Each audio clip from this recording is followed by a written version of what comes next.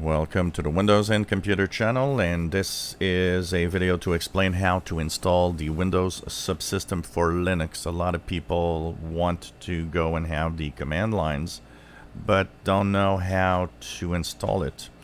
Now in next year's version, when we get in 2021, it's going to get easier and easier to install, and we'll have a lot more features. But until now, we still have the good old way of having to install this. How do you get the Windows subsystem for Linux on a computer? So on version 2004, of course, we have the luxury of getting the latest version, which is the Windows subsystem for Linux 2. WSL2 is a real Linux core, as WSL1 was actually emulation. So to get this working, simply go to your control panel. In the control panel, you'll go into Programs and Features. And here on the left side, you will have Turn Windows Features on and off. And then here, once the list is complete, the first step that you'll want to have is go down and make sure that you put a check mark in front of Windows Subsystem for Linux. Click the OK button and you'll see that there are some things that are going to happen, and it's going to ask you to restart your computer. So that's the first step. You're still not getting WSL working yet. The second step is to go into the Microsoft Store, and here you will search for Linux and press enter. In this search, you will have the different Linux distros that can be installed for the subsystem. So what you'll want is simply click on the version you want. Say I want to have Debian.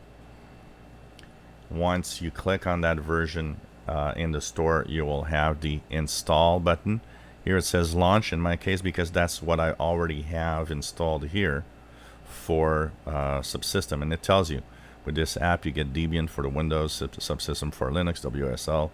You'll be able to use the a complete Debian command line and all this stuff that comes with it. If you click Ubuntu, for example, same thing with the Windows subsystem for Linux. You'll be able to install that and get all the command lines and stuff. One thing to note, because a lot of you get there and are like, well, I get just a black screen. Yeah, these are not full Linux distros with graphic user interface. They are meant for developers with command line. So this is useful for developers mostly. It's not a full-blown Linux distro within that Windows. There will be much better use of this next year, because there's a lot more coming up, including the use of GPUs, which means at some point there could pretty much be full-blown Linux distros running within that command line, which will be interesting for a lot of people. So that's how you install the Windows subsystem for Linux, and then all you have to do when you want it, WSL command, and you'll get your Linux command lines, and you'll be able to work.